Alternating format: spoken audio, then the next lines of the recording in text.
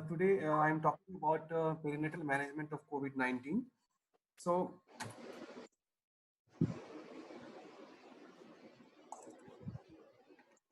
okay.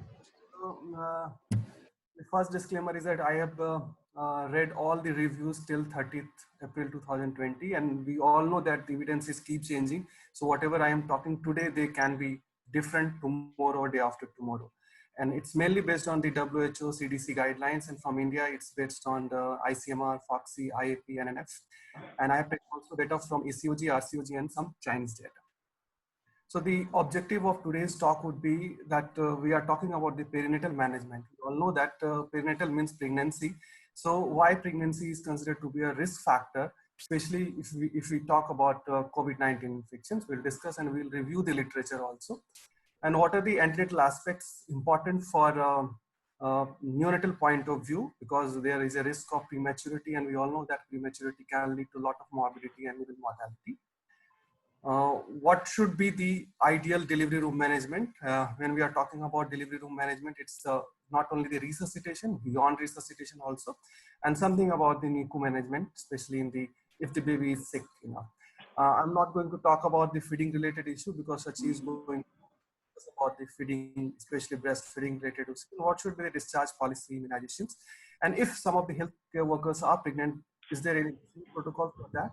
We all know that probably after next month, there will be only two modes. Nowadays, government is admitting all those patients, irrespective of their symptoms, into the hospital.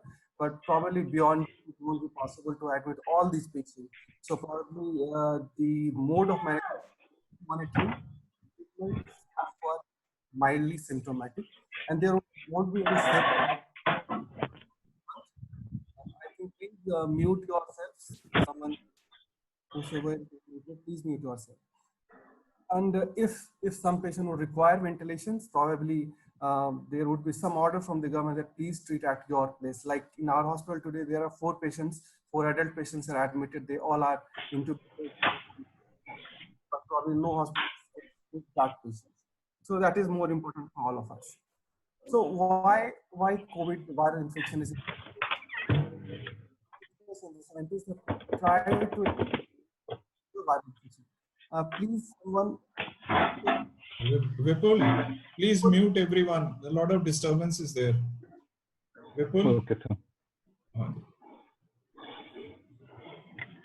So the researchers have tried to extrapolate the data from other viral infection. When we're talking about other viral, they are SARS, like infection, flu, MERS. Major concern with pregnancy is that we know that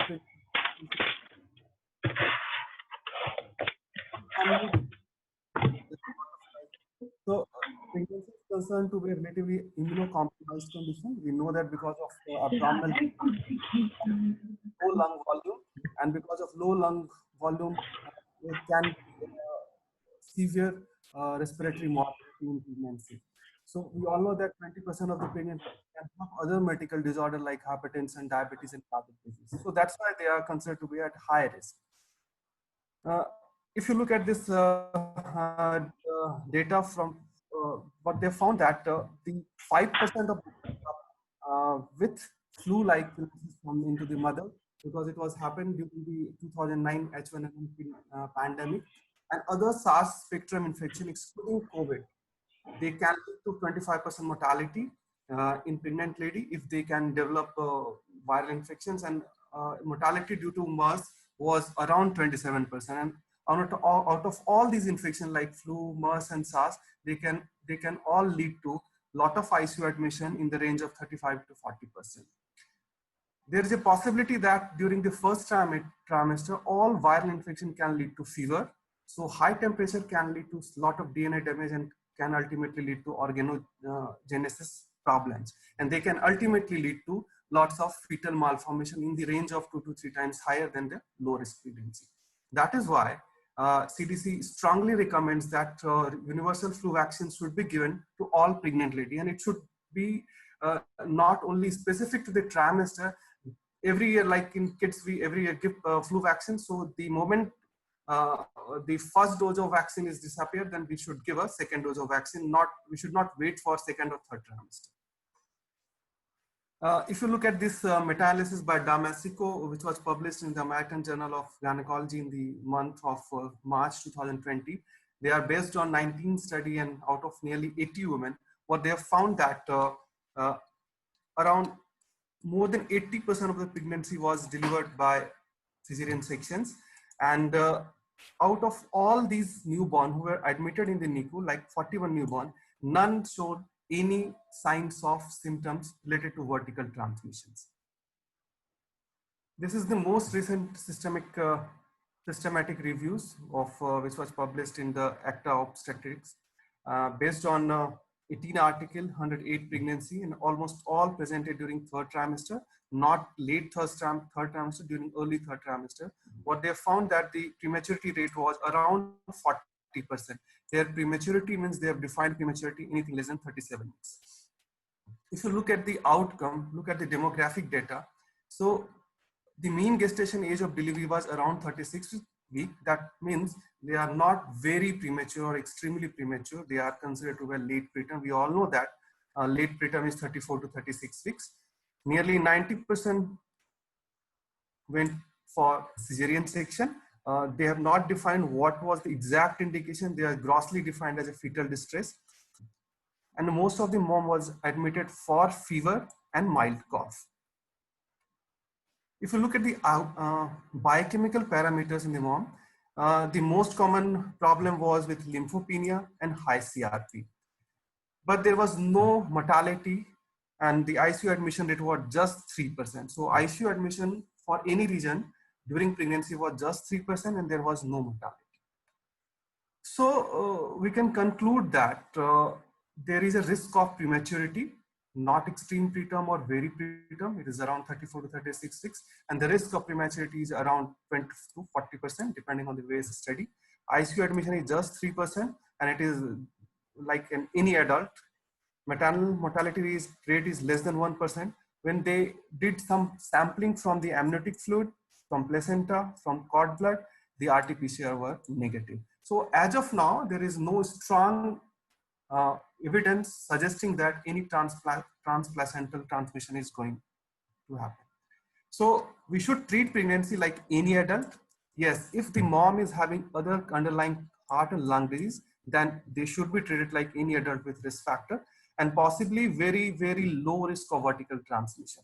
So if COVID-19 positive pregnancy is there, then the chances of malformation is almost negligible. Chances of fetal death is almost negligible, and chances of maternal death is almost negligible. So if you look at the Indian data, so we all know that the Dr. Ankur, as far as these malformations are concerned, if you go back to your previous slide, you see the COVID is only 3 months old, and most of the malformations, as you know, they occur if the infection occurs early on in the pregnancy. So most of these must have already crossed over to the third trimester by the time they had the infection. So we cannot really say that this will not cause any malformation. Probably yes, probably yes. So because I don't think that needs to be highlighted. We cannot comment on it. In the subsequent months only, we'll really be able to know whether it causes any malformations or not. Probably yes, sir.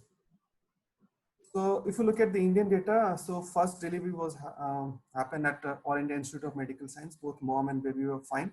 Did not require any an ICU or maternal ICU hospitalization.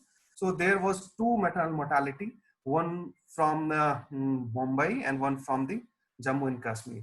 So as far as neonatal death is concerned, there is no history of any neonatal death from any state from the India. Yeah, today I saw one paper cutting. They showed that one neonate was positive from the some Noida hospital.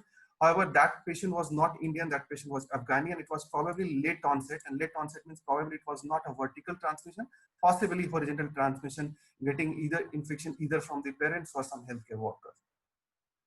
As far as Indian data is concerned, there is no such data from ICMR suggesting that how many pregnant ladies are actually affected.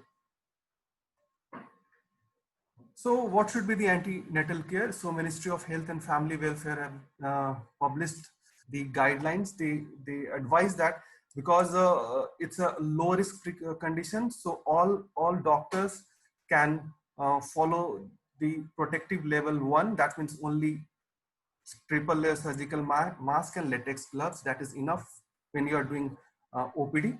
The visit should not be very frequent. They have advised to do visit at 12 weeks, 20 weeks, 28 weeks, and 36 weeks. And as far as non-vegetarian diets are concerned, WHO has given a recommendation that it is safe. So there are certain scenarios. So let's see the scenario 1. If suppose mother tests positive anytime during the pregnancy, but it was negative, but now symptomatic, we should retest the patient now. If the mother is in a state of self quarantine because of any reason, or because of contact, or some relatives are having COVID positive patient, in that case, we should defer the appointment at least for 2 weeks, 14 days. And if the mother is with mild symptoms and they are planned to come for antenatal visit, so we should ask for wait for another 7 days and monitor for the warning signs. So as far as the guidelines are concerned, if any mom is admitted for induction of labor, for cesarean section or normal delivery, so there is some suggestion, there is no strong guideline, there is some suggestion that we should do COVID testing before doing induction of labor, before doing cesarean section, or before doing delivery, or before giving any general anesthesia. So and if the test is negative and it's valid only for 3 days from the date of sampling, okay. So if the test was in 5 days back and the mother was readmitted, then in that case you have to retest the patient. This is only suggestion, there is no strong guidelines. So we, looking at these meta-analysis and systematic reviews, we found that there is only one risk, that is risk of prematurity.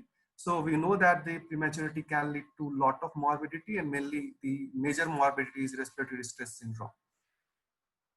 So whether we should give antenatal steroids, we all know that the role of antenatal steroids, it prevent 30% of neonatal deaths, RDS in the range of 35%. It decreases the need for mechanical ventilation, decreases the incidence of IVH and NEC in the range of 50%.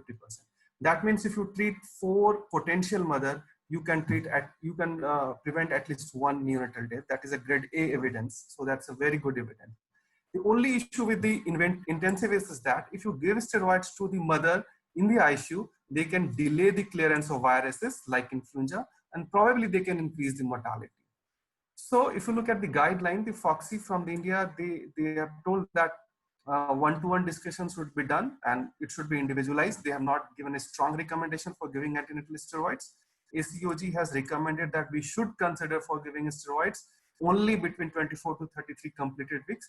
Probably in our scenario, we should consider, because these all the guidelines were published in the month of March 2020 and it's now May. So probably they are going to be changed. The second antenatal intervention is use of magnesium sulfate. The role of magnesium sulfate during antenatal period is that it prevents the risk of cerebral palsy, especially the motor disability, in the range of 30%. But if you are giving magnesium sulfate to any kids or any mom, they can cause respiratory depression. So the guidelines are not very clear. So ACOG, RCOG and FOXI has not recommended. But recently RCPCH guideline have suggested that we should and we can consider for giving a magnesium sulfate to the potential mother. Potential means anything less than 31 weeks of gestational age if admitted with a risk of preterm delivery. In case of tocolysis, nifedipine is safe. So any mom who is admitted either with symptoms or without symptoms, the treatment is based on just like natal guidelines. So I'm not going to discuss about the what should be the management of pregnant lady with COVID positive. The issue is that before March, it was considered to be a very serious infection. However, tests should be done only in the cases of if the mother has a history of contact, and if the mother has history of contact with the patient within a less than if the distance is of less than 1 meter. But if you like the look for this NEGM data which was published from America, what they have found that 13.5% of the mother was asymptomatic and still they have COVID positive. So that is why they have suggested that we should do a universal screening. As far as our hospital is concerned, we are doing universal screening to all the patients who, irrespective of pregnancy, either they are being admitted for any surgical condition. What should be the type of PPE? So the moment the patient enter your hospital, you should apply surgical mask, triple surgical mask. You should not use triple, that is N95 mask with this valve to the mother, because if the patient is symptomatic, the virus can come out from this valve. So we should not use this mask. At least for this patient, we should use just a surgical mask. There can be two types of PPE, that is PPE1 and PPE2. PPE1 means only surgical mask, apron and gloves. PPE2 means N95 gown, gloves, eye protector, visors. So if any healthcare worker is working for more than 4 to 6 hours, they should use this N95 mask with this valve, because it's very difficult to work for a longer period without this valve. So what we found from the data, that over the month from January to the May, during the month of January, February, people were using extensive PPE. That means they were using in all cases of PPE2. But over the months, the picture is becoming clearer and clearer. They have advised to be a user, not a liberal use, to be restricted and only in cases of required. So let's see what should be the PPE scenario at work. So if you look at the COVID positivity rate on labor room ward, we don't have any data from India. What we found that in USA, the rate of positivity was around 30%. In New York, the rate of positivity was 10 to 20%. In UK, it is 20%. So we don't have any data from India. So at birth, irrespective of COVID-19 status, all healthcare workers, excluding the primary physician who is going to attend the delivery, they all should use PPE1, that is surgical mask and gloves. That is enough. If it is going to be an instrumental delivery, be it a vacuum, forceps, LSCS, intubations, we should use also eye protections. If the mother is going for general anesthesia, that means you are intubating the mother. So we should understand that baby is not at risk. So the mother is the potential infecting person. So that means if you are intubating the patient, mother, that means we should all use PPE2, that means complete PPE. The idea is that probably we all of us are in a state that we should resuscitate the baby in the same room. There are certain guidelines that we should resuscitate the baby in a different separate room. In BLK, we are lucky. In all the cases, we are using PPE. Probably we are overdoing. So what should be the arrangement for the delivery? There can be 4 things: place of delivery, personnel, equipment, and space. Place of delivery means the ideal situation. What the NNF and the FOXI have suggested, that the mother and baby, mother should be on the separate room, baby should be resuscitated. Baby should be resuscitated in a different place. That means someone is going to attend the delivery, receive the baby, and transport the baby to the different room where the neonatologist and pediatrician should attend the patient and resuscitate. The second scenario is that we all know that we should keep the distance between the baby and the mother of around more than 2 meters and 6 feet. So what we can do in this scenario, that we should continue resuscitating the baby in the same OT, but we can just apply one screen, that is screen like we use in screen in the labor room ward, and try to keep this space between two, because it is more feasible. It is not possible to separate the baby from other room. There could be a long distance. Probably we could have delayed the resuscitations. Personnel means there should be minimum personnel and they should be expert in intubating the patient. Equipment, we all need all sort of equipment required for the resuscitation. Space we have already talked about. So that means the room should be negative pressure room preferred. If it is not there, then it's okay. So we should use PPE if you are going to intubate the patient. So like in our hospital, we use all complete PPE. So we all know that if you look at the resuscitation guideline, I'm talking resuscitation guideline from the NNF India, we ask only one question: whether baby is breathing and crying, irrespective of gestation, irrespective of maturity. If the answer is yes, we go for delayed cord clamping and abdominal delivery. Abdominal delivery means baby should be on the mother. We should continue. Baby is getting heat from the mother's abdomen, which is known as a skin-to-skin contact. So we don't need any warmer, and we should continue continue for delayed cord clamping at least for 30 seconds. If the answer is no, that means if the baby is not breathing or crying, that means baby would require some form of resuscitations and initial steps. So baby should go for resuscitation under over warmer. So that means we are following two things: delayed cord clamping and skin to skin contact universally to all infants irrespective of gestational age. However, at the same time, we are saying that we should keep a distance between mother and baby for around 2 meters or more than 6 feet. But still, we are saying that we should continue delayed cord clamping and skin to skin contact, because the virus can get entry from the skin to the baby's mouth and nose. So that is why the Indian Academy of Pediatrics, FOXI and NNF have suggested so far that we should not do delayed cord clamping and we should avoid skin to skin contact. However, the WHO and CDC strongly recommends that we should continue delayed cord clamping and skin to skin contact. If you look at the other guideline, RCOG, ACOG and other, almost all guidelines have recommended that we should continue delayed cord clamping and skin to skin contact. Probably we are following the Chinese guideline. They have used the similar guideline, immediate cord clamping and avoid skin to skin contact. Something about the umbilical cord banking, because in our hospital, many patients would request for the stem cell banking. So all virus infection, means almost all viral means COVID type or COVID spectrum type SARS virus, they generally do not cross the human cells, so they are safe. So if mother is requesting for the cord stem cell banking, we should go and we should continue stem cell banking. But again, it should be in a one-to-one discussion. So now if the baby is not breathing and crying, that means the baby would require initial steps. That means initial steps: milk temperature, airway, breathing and circulations. The most important initial steps sometimes would be clearing of the airway. That means suctioning. So we should avoid unnecessary suctioning, because again, it's an airway issues and aerosol generating procedures.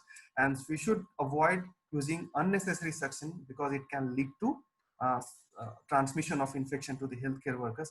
But you have to understand that baby is continuously swallowing amniotic fluid throughout the pregnancy, and probably baby is vomiting same amniotic fluid. And we know that all the investigations have shown that the amniotic fluid was negative for RT-PCR.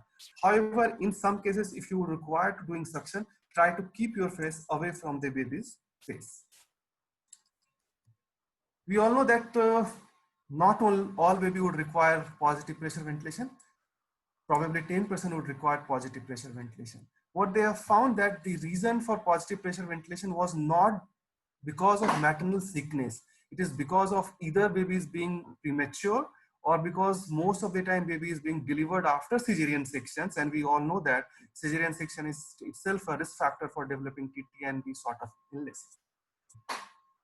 In rare cases, if the mom is having severe ARDS, that means the baby is not getting enough oxygen and enough blood. In that case, probably would develop asphyxia and would require intubation also.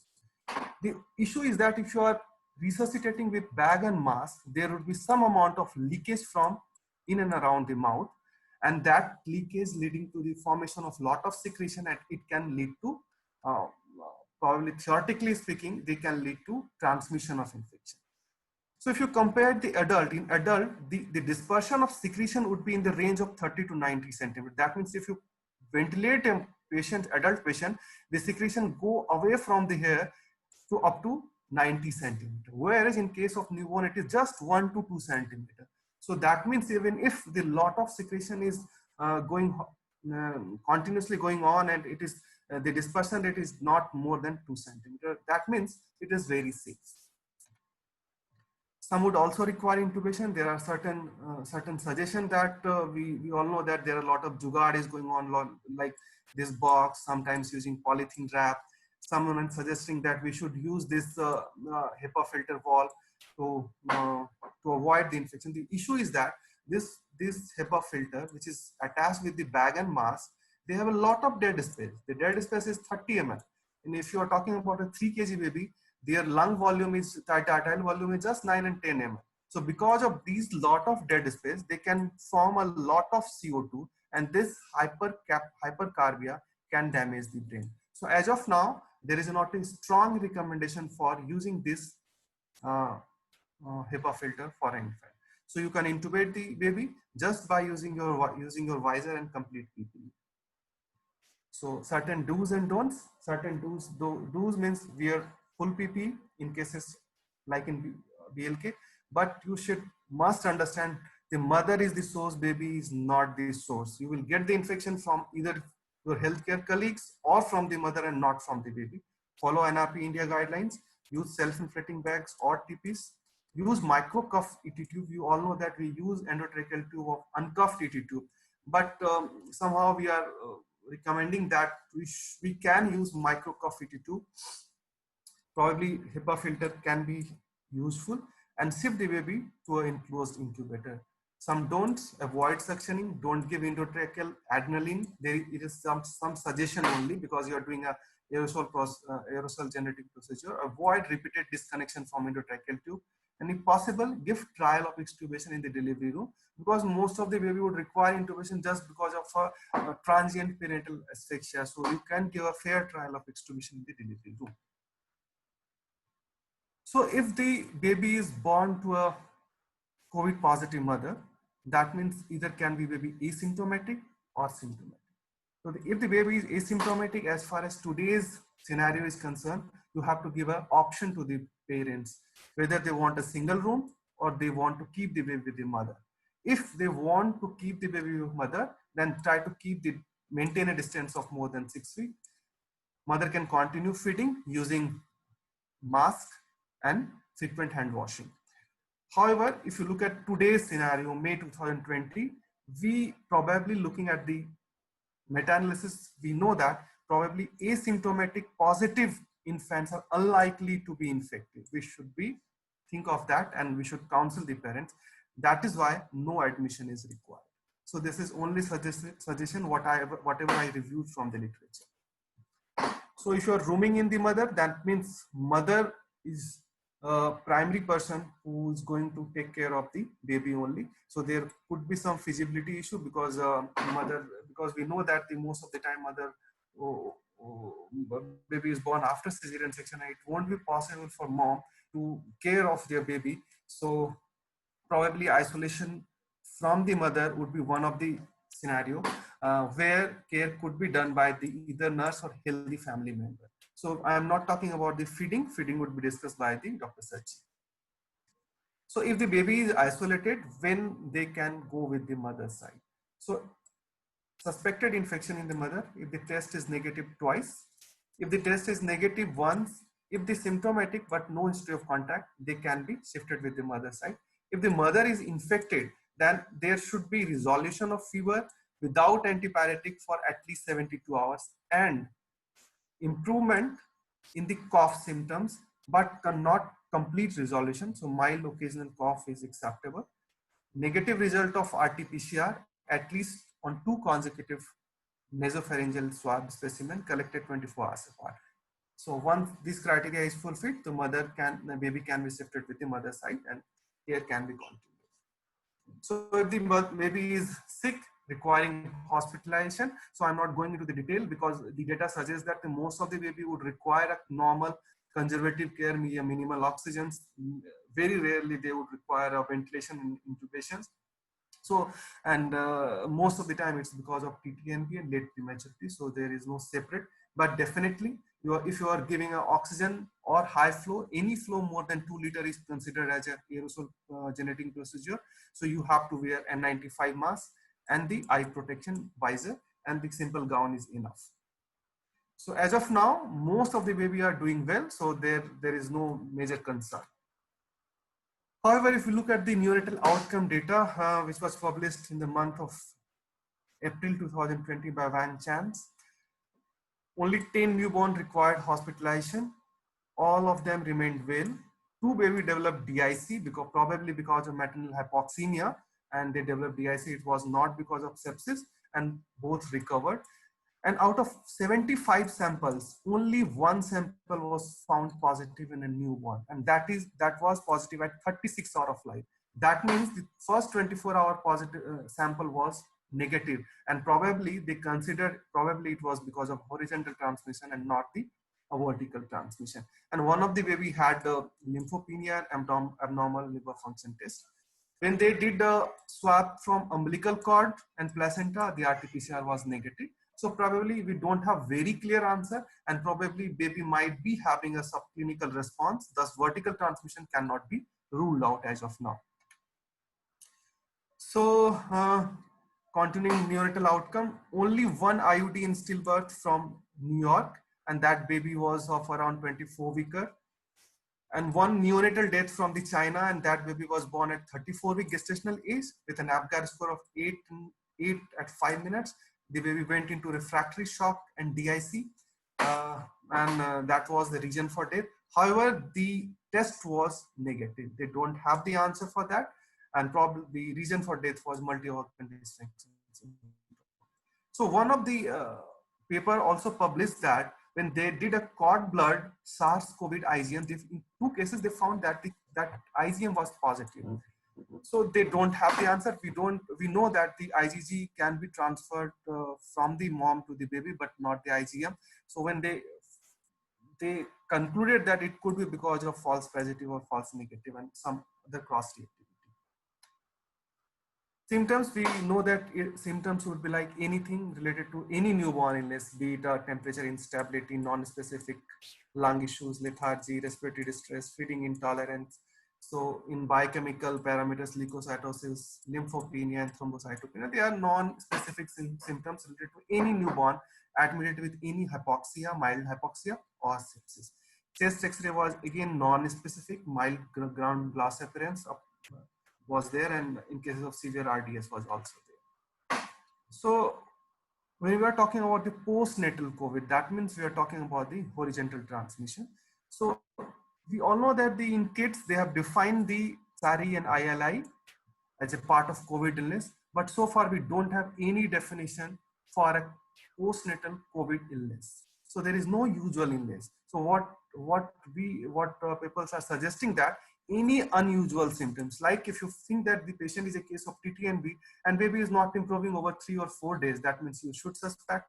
If you feel that baby is having all the symptoms of sepsis and sepsis markers are regularly negative, then you can think of COVID negative. If the baby is requiring prolonged oxygen, not able to wean the patient from the ventilations, then in that case you can do a COVID test also. That means a strong suspicion is important. This is one postnatal case was just published on 22nd April 2019 from the Texas hospital. The baby was 36-weeker, admitted on 3rd week of life with mild RD, low BP, leukopenia, and had air leak. The baby was managed in negative pressure isolation, intubated. However, they told that baby could have managed with non-invasive ventilation, but as per protocol, they were not using any CPAP or high flow. The only interesting point is that they have given a trial of azithromycin and hydroxychloroquine for 5 days. They don't have any explanations, and the baby was discharged on day 9th of life, without any oxygen. However, what they have found that interesting that the COVID was positive in the newborn, but all contact adult were negative for RT-PCR. When to test newborn negative? So any symptomatic patients or any baby delivered within 14 days of delivery or up to 28 days of life, they qualified for testing. So the only testing we all know that the nasopharyngeal and the pharyngeal testing. So we are using this swab. The recommendation for using this swab, that means you take a length from nostril to the earlobe, and this swab stick should go up to 75% of the area. Then you can get an adequate sample. When we are saying that the definition of adequate sample is that. So there are experience from the medical colleges from the Delhi. What they have found that these sticks are of larger size, and baby born premature around 34 to 36 weeks, and it is very difficult to insert this stick through the nostril because we know that the nostril size are smaller. If you look at the worldwide data, the nostril size are relatively smaller in Asian and Indian baby as compared to the Western country baby. So they tried an oral pharyngeal sample mainly, and not the nasopharyngeal sample. So nasopharyngeal sample. So once the baby is beyond 3 weeks, it can be negative. So there are certain suggestions that we can take sample from the stool also, not in India, because in the stool sample, they can be positive for a longer period, beyond 3 weeks and for beyond many weeks. It does not mean that the baby would be infected from the stool. So, but the issue is that we should follow the basic hygiene. That means we should use if you're handling a COVID newborn patient, we should use gloves while changing the diaper and cleaning the urine and stool.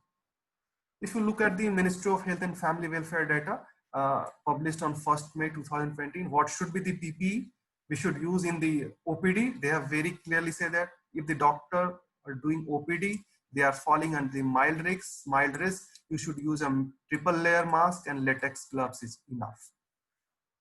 Somehow, if someone is doing otoscopy and eye examination, throat examination, so it's better to use N95 mask, goggles, and latex. And visor is important.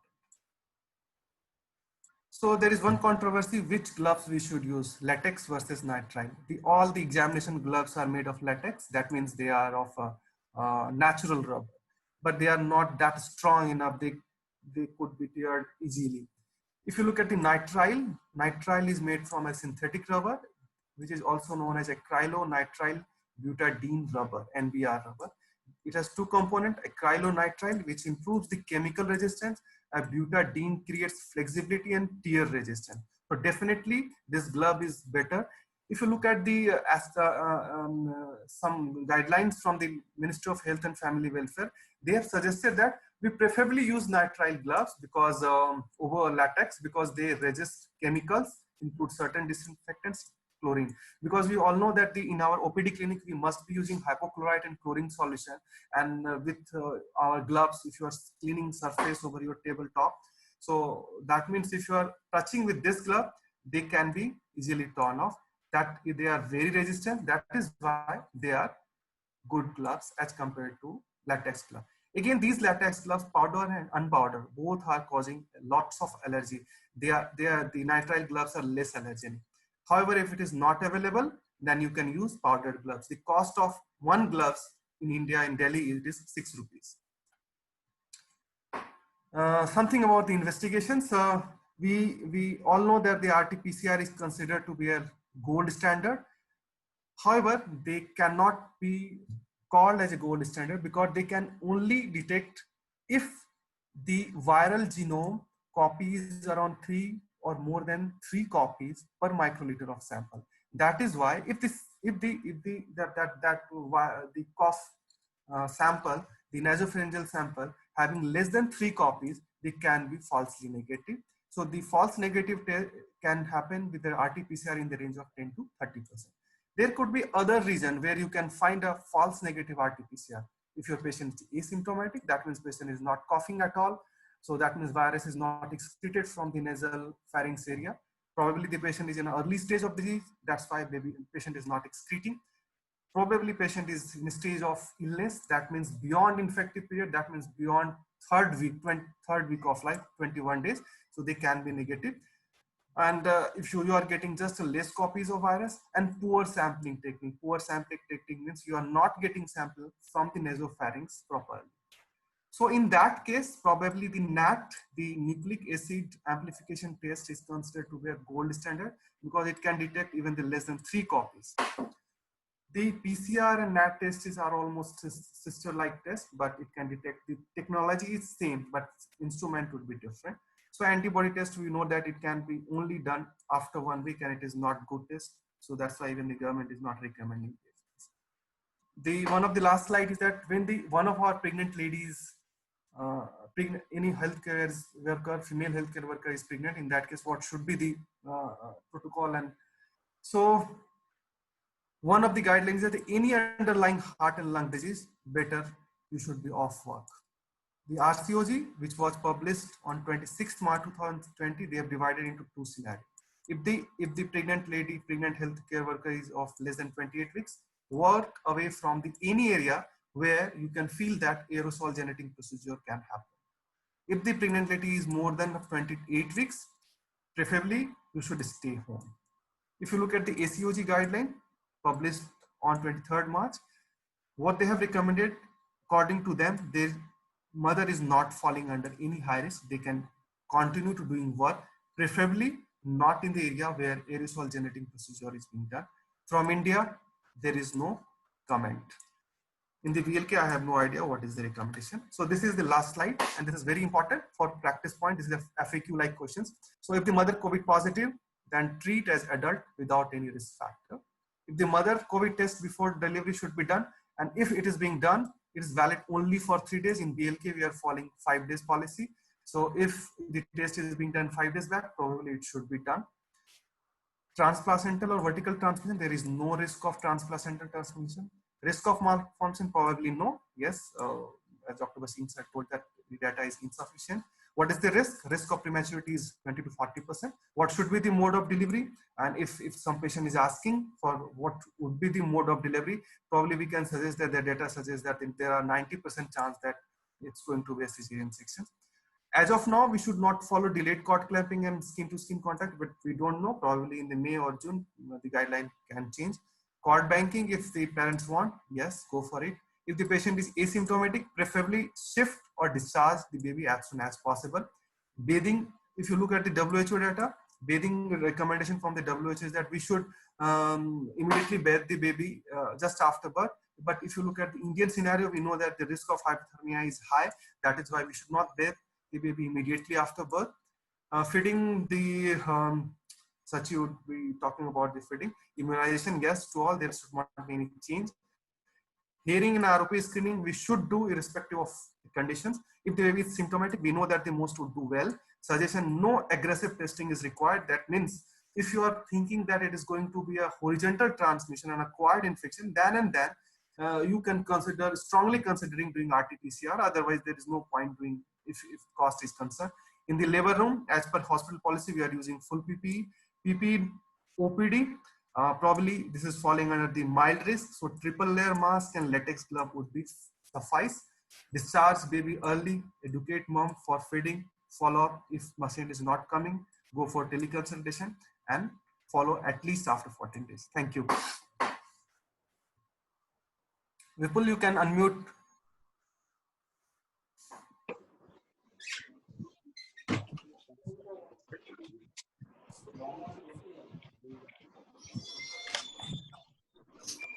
Very well done, Ankur. Excellent presentation. Comprehensive, covering all the points. But जैसे आपने बताया अभी, I think our experience is hardly any there, and most of the data is from Western literature. So maybe the next 3 months will bring a lot of changes.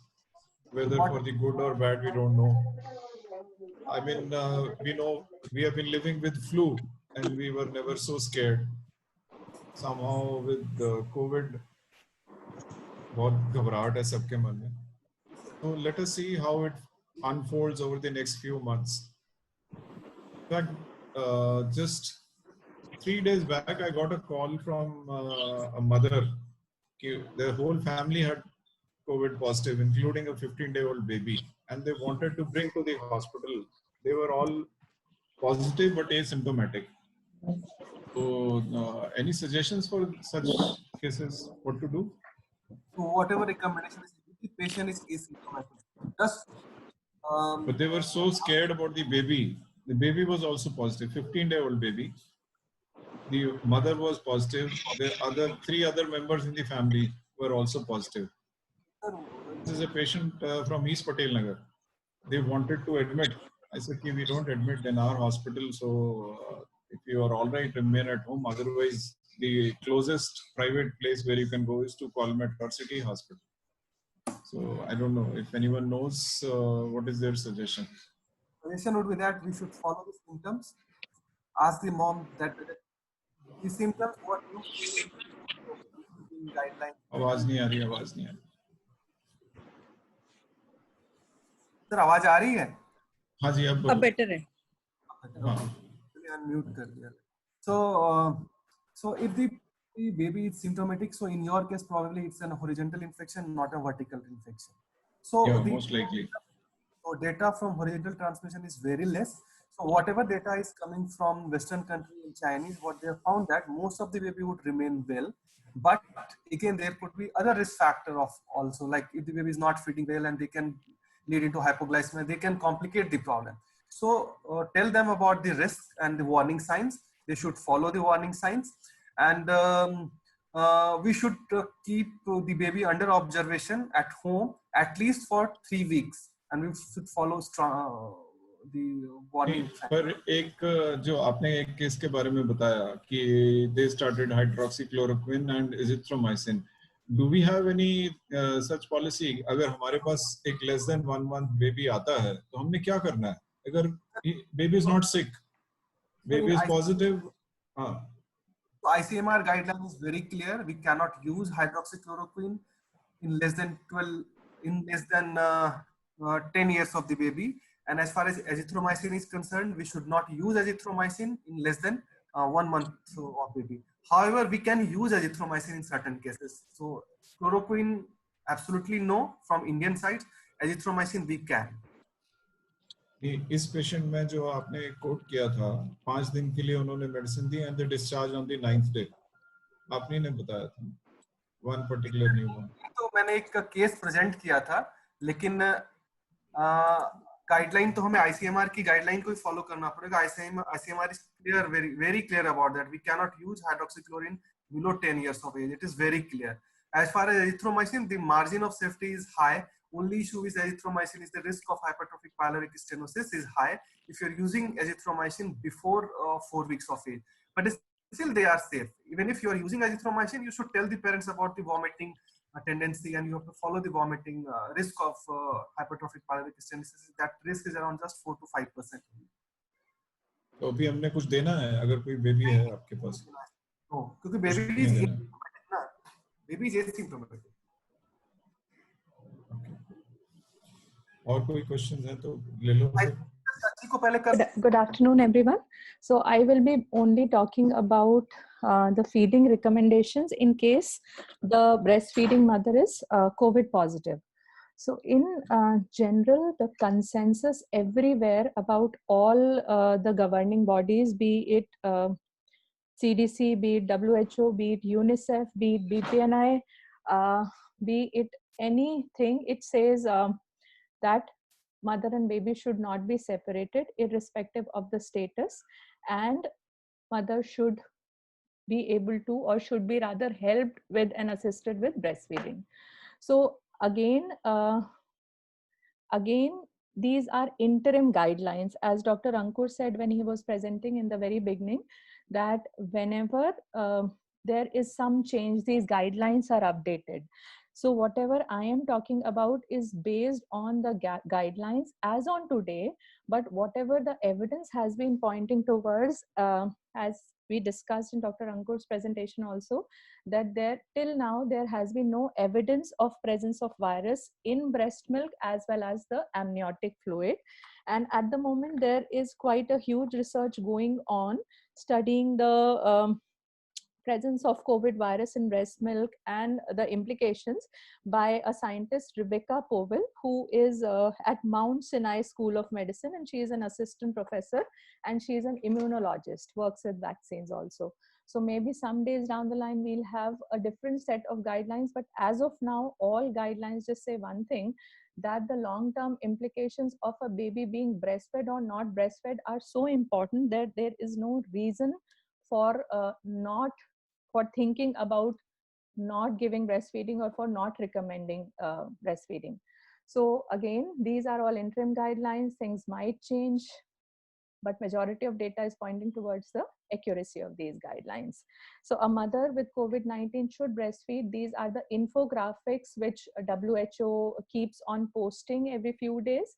So close contact and early exclusive breastfeeding helps a baby to thrive. So they say that if the woman is COVID-19, still she should be supported to breastfeed safely, hold her newborn skin to skin, and share a room with her baby. Although, as Dr. Ankur mentioned, NNF and FOGSI have recommended separation and early cord cutting and not keeping skin to skin, but rest of the international bodies, at least at the moment, are encouraging skin to skin contact and initiating breastfeeding as early as possible. So mothers need to be guided carefully about how to practice respiratory hygiene, how to use a mask properly, what kind of mask to use, correct hand washing technique.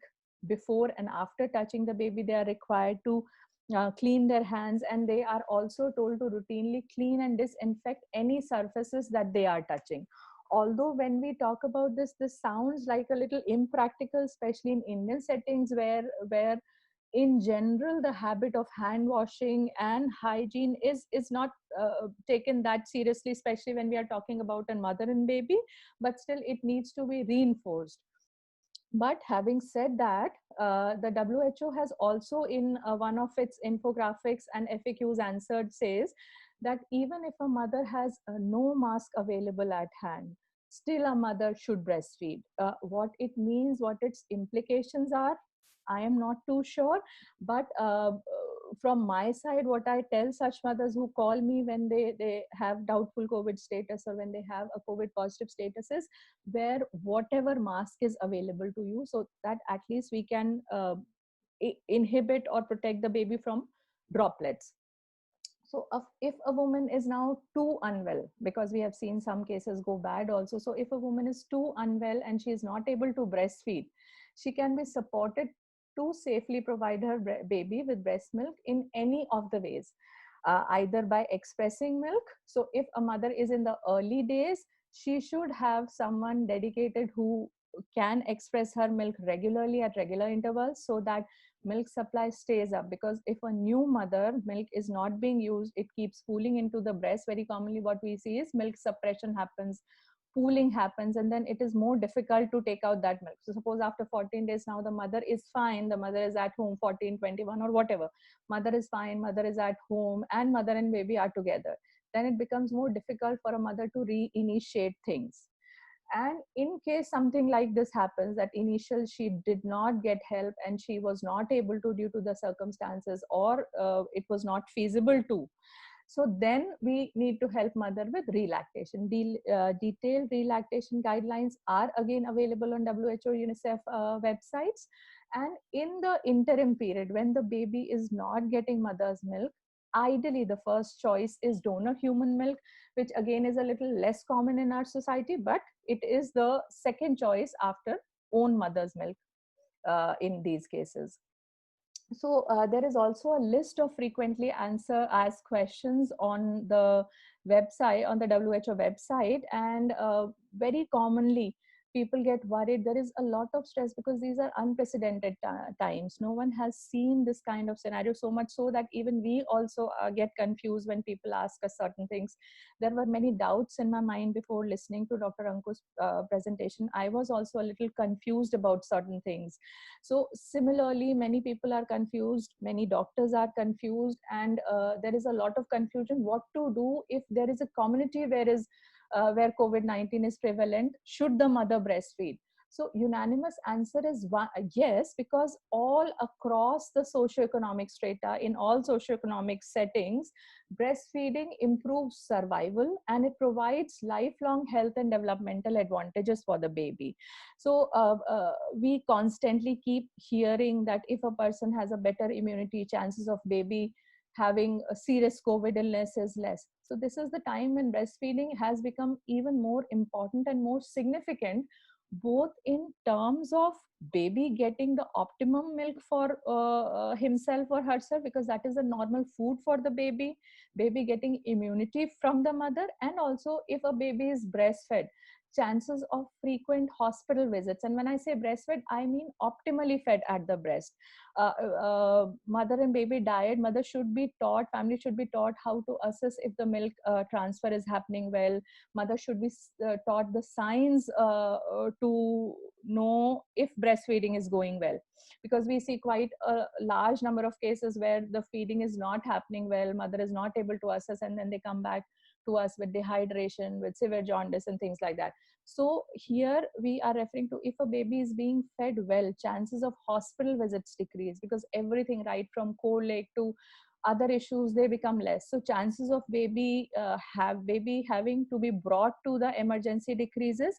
And also when we talk about new mothers, third, fourth day physiological engorgement happens. So if a baby is feeding well, that is taken care of. So again, chances of mother coming back to the emergency with fever, because when breasts become excessively full, when we become engorged, commonest symptom is fever, pain. So that kind of emergency visits are also avoided.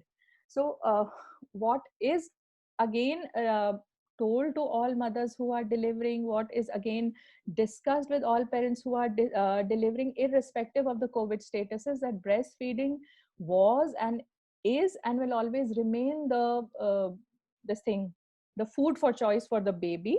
But yes, in case something else comes up, we will start talking accordingly. Right now, this is what we are telling everyone. There is a lot of stress again going around, because as we see at BLK also, and in other settings, when moms come to me from other hospitals, we are having video consults with those moms. So that there are lots of logistic issues, as in right now with us, all the deliveries are happening in the second floor OT. And there is a very, very big logistic issue that when the babies, when moms are in second floor OT, they take 3 to 4 hours to be shifted to the main floor, wherever the room is. So what is happening is, invariably the first feed is always formula, whereas before pre COVID-19, most of our deliveries during the official hours were happening in our fourth floor OT, and the need for first formula feed has gone down significantly. I don't have exact data to tell you, but it had gone down to the extent that hardly there used to be any mom each day whose baby got formula as a first feed when she was in the recovery.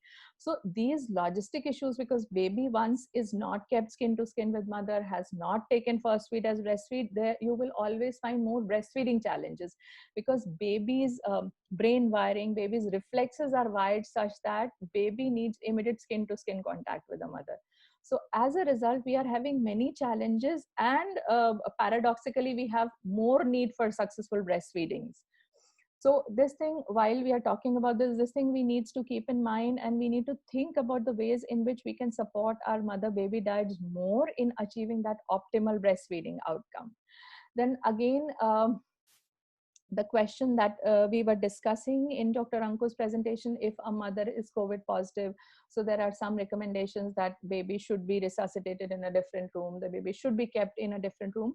So Academy of Breastfeeding Medicine suggests that the parents should ideally be, there should be a discussion with the parents about this thing, and the pros and cons need to be discussed, and then it's eventually the family who needs to take a call in this, provided we have space to resuscitate and do things in different. But it should always be told that the recommendations are this, and these are the benefits of doing this, and the risks are this, and then they can take an informed decision. So again, the WHO stand on this is that even if a mother is COVID positive, still immediate and continued skin to skin contact, including Kangaroo Mother Care KMC, it improves in general the outcome of the baby, because it helps with temperature control, and it is also associated with improved survival among newborns.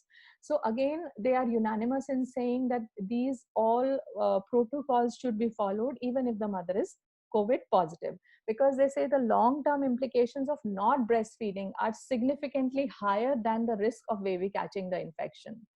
Again, if a mother, as I was talking few minutes back, if a mother does not have a medical face mask, what should she do?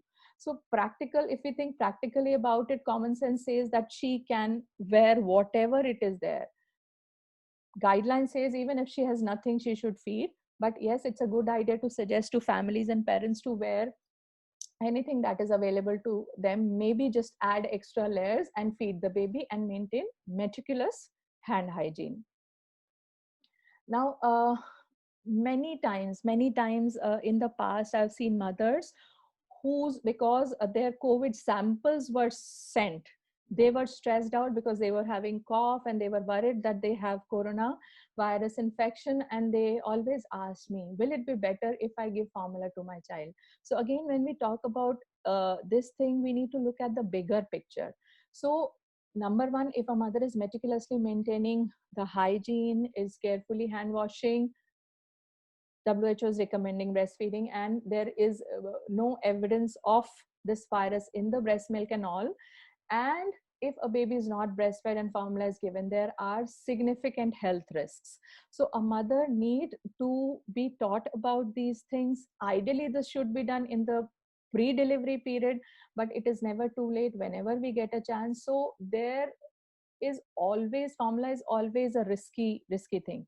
So whenever we talk to mothers, it is very important to talk to them in terms of that when they breastfeed, it is nothing special. They are not doing anything which is over and above. It is something that is normal, and it is something that is a normal optimum standard thing for the baby. And if due to any reason they are not able to do that and something else is added, it has its risks. So it's a good idea to discuss with them the cons of giving formula, the pros of breastfeeding, but yes, with a word of caution about how to use different things, how to maintain hand hygiene, how to prevent the spread of droplet, how not to infect the baby, how to avoid.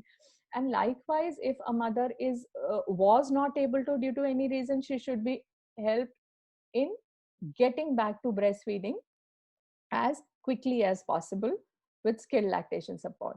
So what are the basic principles we are talking about? That even if a mother is COVID positive, baby should be breastfed, and breastfeeding has implications, because it is simply these guidelines, to my understanding and whatever I've been reading in their literatures, whatever these agencies have been giving, it's a big virus.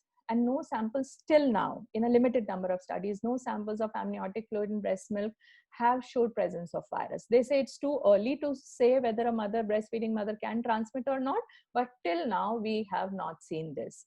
And then benefits of breastfeeding, they outweigh potential risks right from the day one colostrum till the time baby is feeding, be it 2, 3, 4, 5, 6-year-old baby.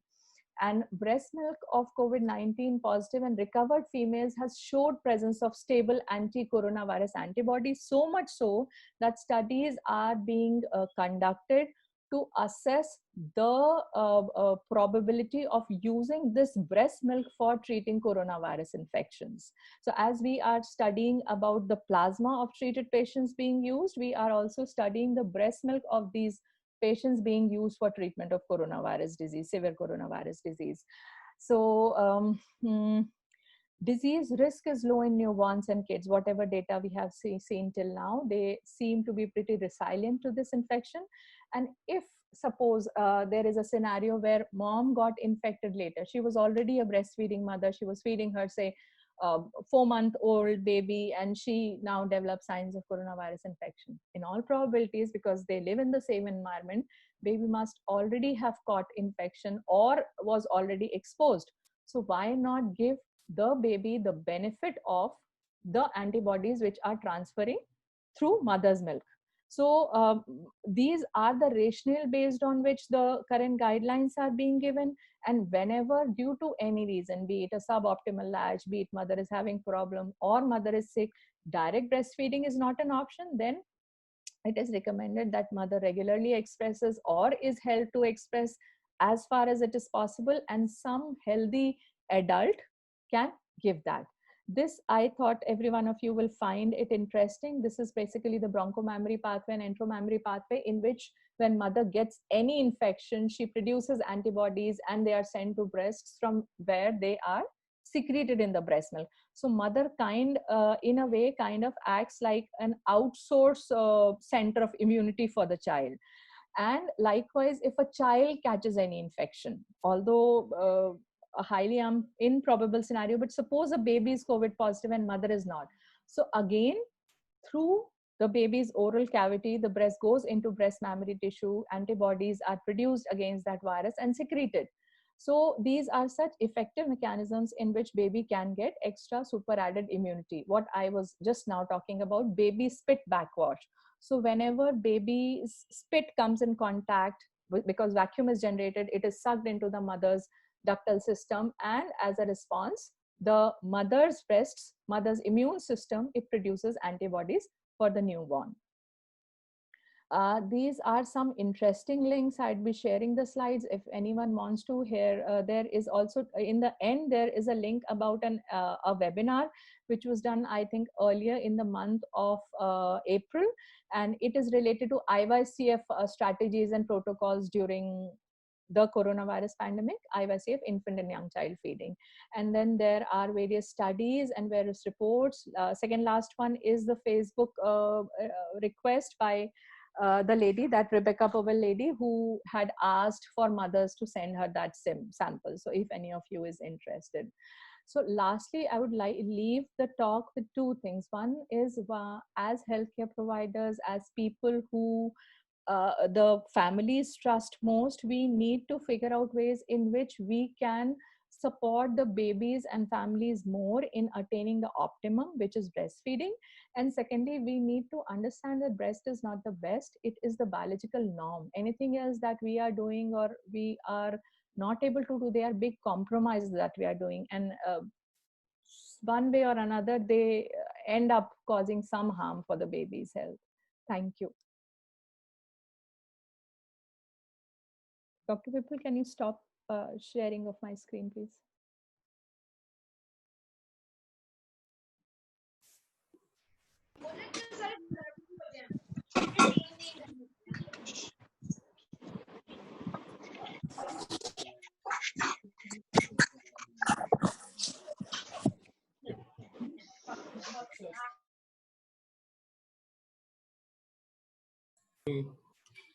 Again, mute.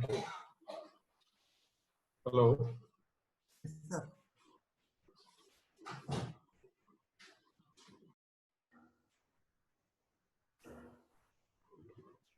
Full सबका sharing कर दो. Unmute कर दो भाई सबको. बहुत शोर मचा रहे हैं सब. कर दिया मैंने unmute. Nice presentation, Shachi. Thank you. Questions ले लो. And मेरे को सिर्फ कोई दो बातें clarify करनी है. Something which Ankur said and Shachi agreed. Hello, Shachi, are you there? जी सर, जी सर, जी sir. What Ankur said and you differ slightly, because we can understand your point of view that we need to continue to emphasize the necessity of giving breast milk. Right. Vis-a-vis the risk of infection, where he's speaking of say separating at least 6 feet, and we understand that it is the breast milk which is more important, and the mother's also very concerned, the whole family is very perturbed that the mother is infected and the baby should not get infected. So won't it be a good idea that as we do in preterms, like for a few days, if we till the mother, because this is a limited duration illness, she is going to recover, we continue to express milk, avoid the risk to the baby, and give the breast milk, give the goodness of the breast milk, keep on expressing, and take care of the concerns of the family if they are very concerned and they don't want to directly breastfeed. Right, sir. So what you said exactly, that is the thing that families say. It can be done, and usually it is what is being done. What quite a majority of the families, they choose to do this. But there are two very important things to understand here is, one, not only breast milk is important, babies' reflexes, they need to develop. So if a baby after being born is kept skin to skin with mother and is allowed to nurse on demand, baby develops a different set of reflexes as opposed to a baby who's fed on a schedule with express breast milk. So yes, it can be done, and it should be the choice of thing to do in case the family is not willing or if the mother is not willing to breastfeed. But if we talk about that, if the family is willing to do so and they learn how to take care of these measures so that they do not transmit the infection, that is also something, in fact, that is something that needs to be encouraged. Secondly, what we see with babies who are born preterm with families is even when we teach them 3 times a day how to express, when a mother's baby is not with the mother and mother is not directly feeding, there is a gross difference in her letdown, in her oxytocin secretion. Rather than the relaxing hormones flowing in her body, there is a increase of stress hormones flowing in her body. So because expressing and topping up when the baby is not around is much more work, much more stressful, generally it's a good idea if they understand the implications of it, if they understand they need to maintain careful meticulous hand hygiene, yes, that the direct breastfeeding should be the method of choice. But if they are very worried and if it is bringing a lot of stress to the family, they can choose this option. End of the day, they should be given all the choices, and then they need to take an informed decision based on that, sir. That's fine. So suppose we are able to convince the mother to give breastfeeding directly. Right. So any particular instructions besides hand washing? I mean, does she have to clean her tummy, her breast? Because she is That- going to touch all parts of her body. And if Right. just hand washing alone, I don't know whether it will help or do you recommend something to clean her breast, clean her tummy? If the Sir, baby is this going to was come in contact, this was what we were discussing actually in our lactation consultants meetup last Thursday. But WHO has again specifically said that there is no need to wash the breasts. So, I mean, don't talk about WHO alone. I mean, thinking logically, if you're repeatedly talking about washing hands, why not clean the breast and the tummy where the baby is going to come in close contact, where the baby's face is going to touch, the baby is practically breathing from the skin of the mother. right. And So, what is the safe thing to clean with? What will so be the safe thing to clean with? Yeah. the Montgomery glands, the glands on the areola of the mother, actually take care of any viral or bacterial presence there. What I was more concerned about is the tummy area and different areas. So normally what I do is I tell mothers not to touch their bodies and only to open their bodies when they're going to feed. And if they're going to have to touch their bodies, sanitize their hands before that. Because if we clean the breast area with anything, people are very fond of cleaning the breast area with those sterile wipes and alcohol swabs. Actually, it causes more nipple injury because it causes dryness, and also it interferes with the microbiome of mother's body and the baby's body. So this is No, something not that's the nipple, not the nipple or the the areola areola. area, right? The remaining part. Can we apply something, or just clean with soap and water, or just dilute a hypochlorite solution, which we are recommending for sprays and all? Something to convince the mother ki okay, it is safe to breastfeed. Sir, routine may won't it be better if we just tell the mother to take a bath once a day and wear something which is full, so that she's not, even when she's scratching or something, she's not touching herself? Because see, the more Skin to instructions. skin contact कहाँ होएगा फिर शची? हाँ, ये भी अगर बात वो है. सारा कुछ उसने कर लिया तो skin to skin नहीं हुआ ना आपका. Sir, The the real moment- pleasure जो है Yeah. skin to skin तो फिर नहीं होगा. If you recommend just cleaning with say cleaning and drying with anything just before So feeding, I think that will be a good idea. I don't think it is going to interfere. Don't use any chemicals. Just yes, yeah. I have use a swab with hot or a hand towel with hot water, and just take a scrub, just a sponge bath or something like that. So I have thought quite a lot about it, and two things. As we say, बिना soap के, बिना किसी sanitizing agent के, अगर virus है तो वो clean नहीं होगा, number one. And the moment I add any such instructions, it will actually make the family panic. What you are saying actually makes sense, but I'll think about it, I'll read about it, and maybe I'll get back to you. Honestly, right Maybe now, in even the I next don't few know. weeks we get some answer. Yeah, Maybe in the next yes, few weeks. Get some. right, sir. अंकुर, तुम्हारा क्या opinion? अंकुर सुन रहे हैं? Mute पे है. Mute पे हो आप, mute पे हो, आपका नहीं सुनाई दे. हाँ, अब अंकुर, या जा रही है बात सर? जी, हाँ, अब डॉक्टर आ रही. अंकुर. Sir, over few months, what WHO and other guiding, everyone was giving their own guidelines.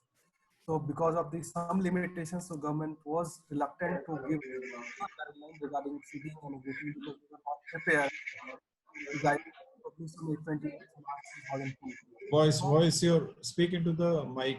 आवाज नहीं आ रही है आपकी ठीक से. So, Vipul, my voice is clear? Yes, अब Yeah, yes, Ankur, Dr. your Ankur, voice yeah. is clear. Yeah. तो तुमने बंद कर दिया है ना यार, तुम कम कर रहे हो. पहले आ रही थी. हाँ.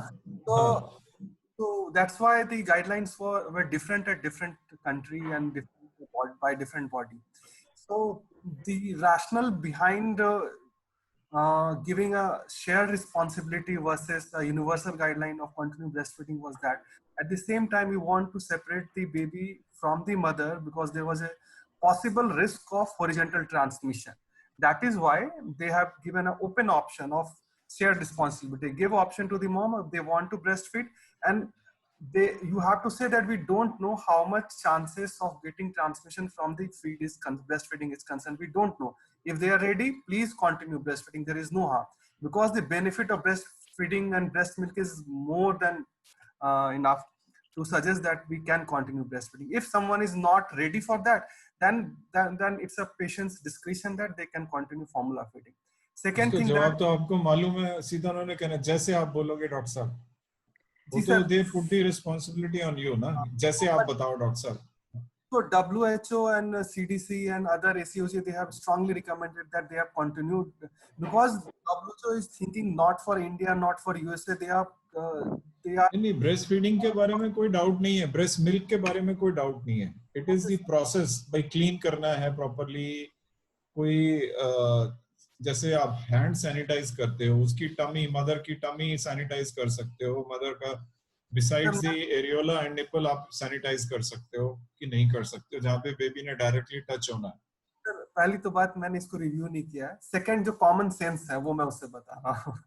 So common sense ये कहती है कि WHO and CDC recommending that you should continue skin to skin contact. That means they are very clear about that the risk of infection is very less. So then there is no point cleaning the breast area. So that is my opinion. And as far as we are telling the mother hand hygiene, उसने sir कुछ भी cough किया, sneeze किया, अपना nose touch किया, if she is meticulously cleaning her hands, again chance of getting those viruses on her body will be low.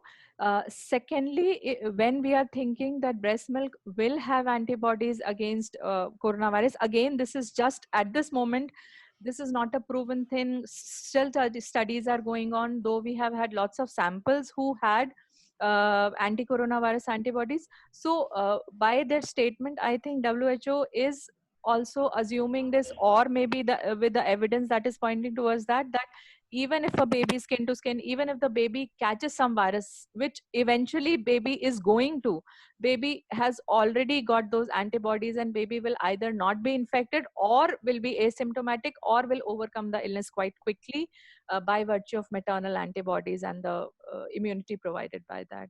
That's my assumption, sir. There are no clear cut. I just wanted to discuss, bring it out in the forum. But I think I am at we the still moment, have some time to yeah, I'm not at the moment telling mothers to do anything extra other than just making sure they are not spreading droplets, making sure they are washing their hands carefully, and just continuing breastfeeding. That's what. Yeah, okay. ठीक है जी. So thank you very much, Ankur. Thank you, Sachi. Thank you, Vipul. So thank you, sir. Thank you everyone for joining. Thank you, Let everyone. us do it more often, and not just for academics. थोड़ा सा